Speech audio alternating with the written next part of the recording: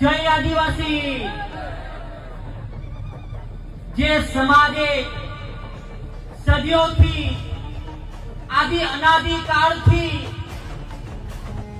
જેમની સંસ્કૃતિ જાળવી રાખી છે, પરંપરા જાળવી રાખી છે, આ પ્રકૃતિની પૂજા કરી છે, એવા દેશના મૂળ માલિકો તેમજ જેમના દિલમાં ભગવાન બિરસા વસે છે, વીર ભગતસિંહ વસે છે, એવા યુવા ક્રાંતિકારી સાથીઓને મારા સેવા જોહાર કરું છું, ઉલ ગુલાન જિંદાબાદ કરું છું।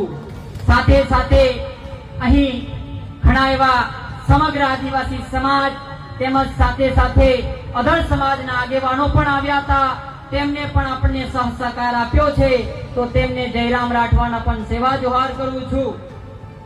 સાથીઓ, 4 વર્ષ પહેલા આ ઘોગંબાની અંદર હું આવ્યો અને આદિવાસી સમાજને દિશા આપવા માટે, તેમના સાથે અન્યાયને રોકવા માટે એક સમિતિની રચના કરવામાં આવી।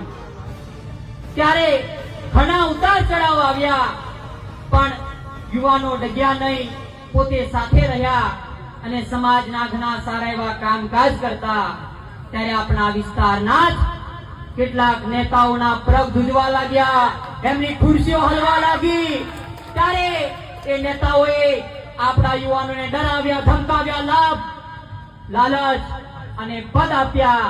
ત્યારે આપણા સમિતિના ખૂબ સંઘર્ષની સમયની અંદર, ખૂબ મુશ્કેલની સમયની અંદર ખૂબ દુઃખ સાથે કહેવું પડે છે કે આપણો સાથ છોડીને ચાલ્યા ગયા।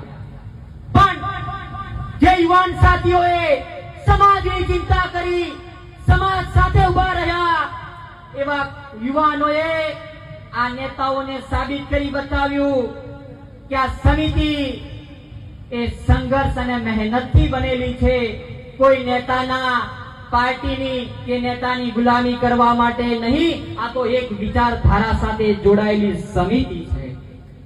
સાથીઓ, અહીંયા આદિવાસી સમાજના ઘણા યુવાનો દિવસ અને દિવસે સંઘર્ષ સમિતિમાં જોડાઈ રહ્યા છે।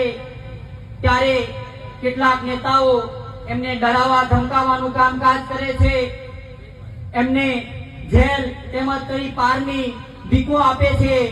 ત્યારે એવા નેતાઓના મંચ પરથી કહેવા માંગુ છું કે મારો સંઘર્ષ સમિતિનો યુવાન હવે જાગૃત થયો છે।